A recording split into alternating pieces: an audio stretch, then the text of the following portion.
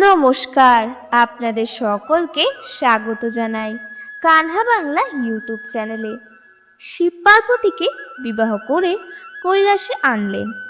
পার্বতী রাজার কন্যা, শিবের নিজস্ব কোনো তৈরি হলো বিশাল প্রাসাদ। পার্বতী সেই প্রাসাদ দেখলেন এবং বললেন, মোটামুটি ঠিক আছে, তবে আমার বাবার প্রাসাদের থেকে সামান্য ছোট, একেবারে নিরাশ্রয়ের থেকে এই ভালো। তিনি মহাদেবকে বললেন, যেদিন গৃহে প্রথম প্রবেশ করা হবে সেদিন যেন একটা যজ্ঞ করা হয়। পার্বতীর কথা শুনে মহেশ্বর খুব খুশি হলেন। গৃহস্থদের মত তিনি যজ্ঞ করলেন। সেই যজ্ঞে ঋষি নানা রকম ভোগ্যভোজে সবাই খুশি হলো। উমা সেই গৃহে মহাদেব প্রয়োগ করেন না। হে নাথ, আজ তুমি ধর্ম অতিক্রম করলে, আর কোনোদিন যাতে তুমি আমাকে কালী না বলতে পারো তার জন্য আমি তপস্যা করতে চাই, তুমি অনুমতি দাও। এই বলে পার্বতী শিবের চরণে প্রণাম করলেন। তখন শিব কিছুক্ষণ চিন্তা করে উমাকে তপস্যার অনুমতি দিলেন। স্বামীর অনুমতি পেয়ে উমা বনযানে উঠলেন। তারপর হিমালয় এক শৃঙ্গে একটি সুন্দর জায়গা পরিদর্শন করে সেখানে তপস্যায় বসলেন। তখন তিনি ভাবতে লাগলেন, একা তপস্যায় বসলে অনেক রকম বাধা বিঘ্ন আসতে পারে। তাই তিনি তার 4 জন সখীকে ডেকে পাঠালেন।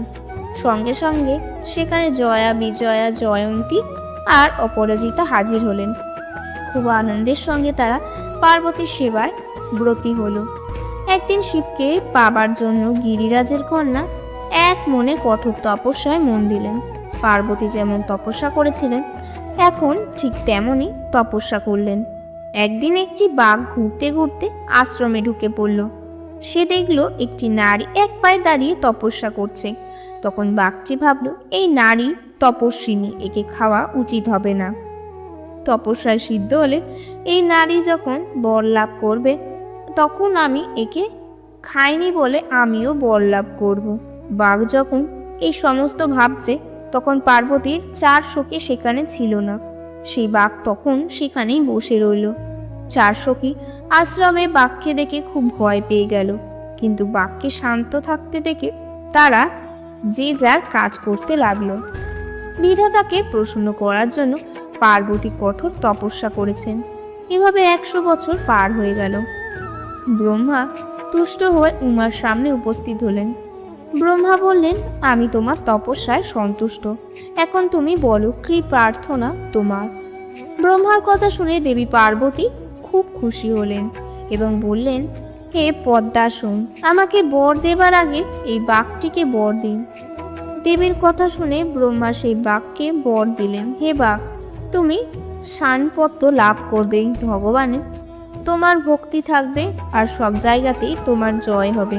বাঘকে ব্রহ্মা বরদান করার পর পার্বতীকে বললেন, এবার তুমি কি বর চাও? তুমি যা চাইবে আমি তাই দেব। তখন দেবী পার্বতী ব্রহ্মাকে বললেন, আমার গায়ের রং কালো, এই রংকে আপনি সোনার বর্ণ করে দিন। ব্রহ্মা বললেন, তাই হবে। এই বলে তিনি চলে গেলেন। দেবী তখন কৃষ্ণবর্ণ মূর্তি ত্যাগ করে সোনার প্রতিমার রূপ ধারণ করলেন। দেবী যে দেহটি পরিত্যাগ করলেন সেখান থেকে আরেকজন দেবীর উৎপত্তি হলো। আমি হলাম কৌশিক। হে পর্বত নন্দিনী, এই দেবীকে এখন আমাকে দাও। পার্বতী ইন্দ্রের সব কথা শুনলেন এবং তারপরে তিনি কৌশিকীকে ইন্দ্রের হাতে তুলে দিলেন। ইন্দ্র তাকে নিয়ে আনন্দে বিন্ধ্যাচলে চলে গেলেন। বিন্ধ্যাচলের সৌন্দর্য দেখে দেবী খুবই খুশি হলেন, বললেন, আমি এখানেই বাস করব। ইন্দ্র তখন দেবীকে সেখানেই স্থাপন করলেন। একটা সিংহকে এনে তার বাহন করে দিলেন। তারপর বললেন, হে দেবী, বিন্ধ্যবাসিনী নামে খ্যাত হবে। দেবতাগণ এখানে এসে যথাবিধি মতো তোমার পূজা করবে। সবার সেই কথা, সেজন্য ত্রিভুবন আক্রান্ত। ব্রহ্মা দেবতাদের এই কথা বলে চুপ করে গেলেন। শঙ্করের এই মোহ কিভাবে নাশ হবে তার উপায় তিনি বললেন না। যতকাল শিবের এই মোহের সমাপ্তি না হয় ততকাল তারা সেখানে অবস্থান করবেন বলে স্থির করেন। শঙ্করের এই রতিক্রিয়া শেষ হলে নিশ্চয়ই তার পুত্র হবে। 1000 বছর রতিক্রিয়ার ফলে যে পুত্র হবে সে নিশ্চয়ই খুব তেজস্বী হবে। এই সকল কথা ভেবে ইন্দ্র খুব ভয় পেয়ে গেলেন দেবতাতে এই আলোচনা শুনে। শঙ্করের পুত্র যদি খুব তেজীয়ান হয় তাহলে সে যুদ্ধে ইন্দ্রকে হারিয়ে দিয়ে স্বর্গের সিংহাসন লাভ করবে। কাজেই আর দেরি করা উচিত নয়, সব সিংহাসন লাভ করবে। সব দেবতাগণ চললেন কৈলাসে মন্দার পর্বতে, কিন্তু শিবের প্রাসাদ ঘরে যেতে কেউ সাহস করছেন না, না জানি কি বিপদ ঘটবে। সব দেবতারা ঠিক করলেন তারা অগ্নিকে সেখানে পাঠাবেন, কারণ দেবতাদের মধ্যে সব থেকে ছোট হলো অগ্নি। সবাই তাকে ভৃতের মতো খাটায়। সবার আজ্ঞায় অগ্নি ভয়ে শিবের দ্বারের কাছে গেলেন। সেখানে গিয়ে ভাবতে লাগলেন সেখানে তিনি ঢুকবেন কি করে, কারণ দ্বারপালিন নীরবে বন্দি দাঁড়িয়ে আছেন দেখে সবাই ভয় লাগে। বহু চিন্তা করলেন কিন্তু তিনি কোনো উপায় বার করতে পারলেন না। তিনি হঠাৎ করে দেখতে পেলেন একটি হাঁসের দল সেই দ্বার দেশে দিয়ে বাইরে আসছে। সঙ্গে সঙ্গে তিনি উপায় স্থির করে ফেললেন। ওই হাঁসগুলো সন্ধ্যার যখন প্রাসাদে ঢুকবে তখন তাদের সঙ্গে তিনিও হাঁস রূপে ঢুকে পড়বেন। সেইভাবেই নন্দীকে ফাঁকি দিয়ে প্রাসাদে ঢুকে পড়লেন। তারপরে হংসদেহে শঙ্করের মাথার কাছে গিয়ে বললেন, হে মহেশ্বর, আপনি কি করেছেন? আপনার গৃহের দ্বারে কত দেবতা বসে আছেন, আপনি একবার গিয়ে দেখুন। শঙ্কর এই কথা শুনে চমকে উঠলেন। তখন তিনি পার্বতীকে ছেড়ে অগ্নির সঙ্গে দ্বারের বাইরে এলেন। দেবতাদের দেখলেন, তিনি দেখলেন তার অপেক্ষায় সবাই দাঁড়িয়ে আছেন। শিবকে দেখতে পেয়ে দেবতারা তাকে প্রণাম করলেন। মহেশ্বর তখন বললেন, আপনারা কিসের জন্য এসেছেন? যদি কোনো বরের প্রয়োজন থাকে তাহলে আমি এক্ষুনি দিয়ে দিচ্ছি। তখন দেবতারা বললেন, হে ঈশ্বর, আপনি মৈথুন কাজে লিপ্ত আছেন, তা থেকে বিরত হন।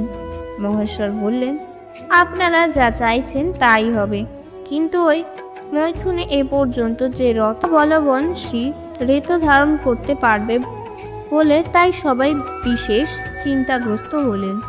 অগ্নিদেব সকল দেবতাদের অবস্থা নিরীক্ষণ করলেন।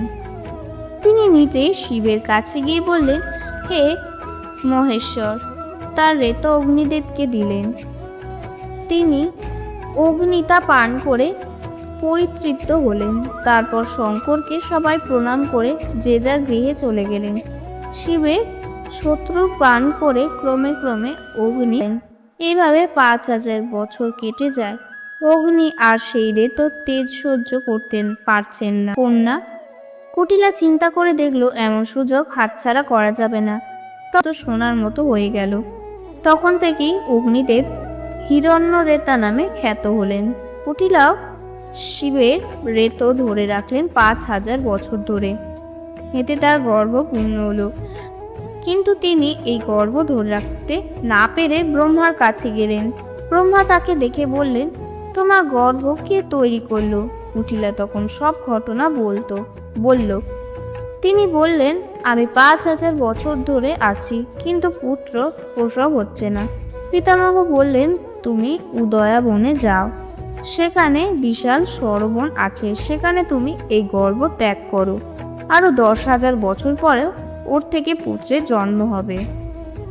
ব্রহ্মা কথা মতো কুটিলা উদয়া বনে গেল এবং সেখানে তিনি মুখ দিয়ে গর্ভ পরিত্যাগ করলেন। এইভাবে 10,000 বছর কেটে গেল। সেই তেজের প্রভাবে উদয়া বনে বৃক্ষলতা পশু পক্ষী সবাই সোনার মতো রং হয়ে গেল। তারপর সেই তেজ থেকে এক পুত্রের জন্ম হলো। শিশুটি মুখে আঙুল দিয়ে উঙা উঙা করে কাঁদতে লাগলো। বনের মধ্যে সেই সময় 6 জন কৃত্তিকা ঘুরছিল। তারা শুনতে পেল সেই সদ্যজাতের কান্না। তারা গিয়ে দেখলো শিশুটি অপূর্ব সুন্দর। তারা ভাবলো এমন জায়গায় সদ্যজাত শিশু এলো কেমন করে, কে ফেলে দিয়ে গেল। যাই হোক, তারা সকলেই শিশুটিকে কোলে নিতে চাইল। সকলেই তাকে নিজে স্তনপান করাতে চাইল।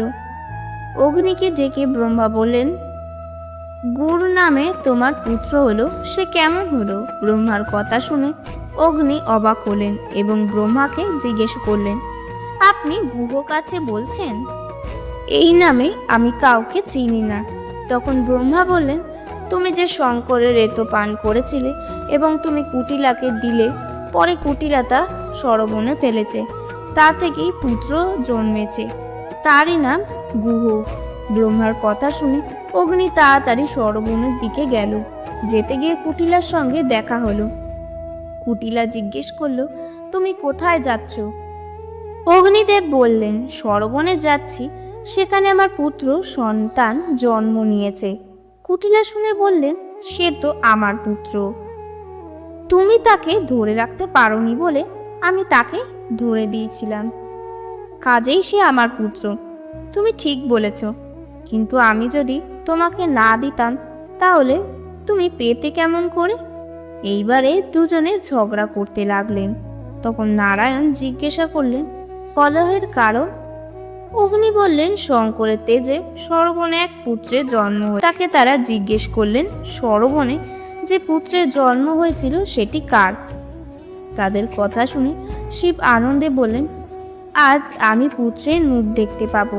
পার্বতী সব শুনে বলেছেন, চলুন আমরা এক্ষুনি যাই সেই বালকের কাছে। সেই পুত্রকে দেখার জন্য আমার মনটা বড় অস্থির হয়ে উঠেছে। আর বালকটিকে নিয়ে যখন এত দ্বন্দ্ব, তখন তাকে জিজ্ঞেস করলেই জানা যাবে কে তার পিতামাতা। কুমার কথা শুনে শিব তাড়াতাড়ি বেরিয়ে পড়লেন। কুমারকে আর দুজন কীর্তিকার কোলে শুয়ে আছেন, 6 মুখ দিয়ে প্রত্যেকে স্তনপান করছেন। সেকে দেখে অবাক হলেন। তার দেহ থেকে সূর্যের জ্যোতি বের হচ্ছে। অগ্নিকে সকল দেবতারা বললেন, হে পাবক, এই বালকের দেবকার্য অভিষেক কার্য সমাধা করো। আমরা এখন কুরুক্ষেত্রে সরস্বতী তীর্থে গিয়ে এই কুমারকে অভিষেক করব। এই কুমারের জন্য আমরা বহুকাল প্রতীক্ষা করে আছি। এই কুমারের হাতেই মরবে তারকাসুর।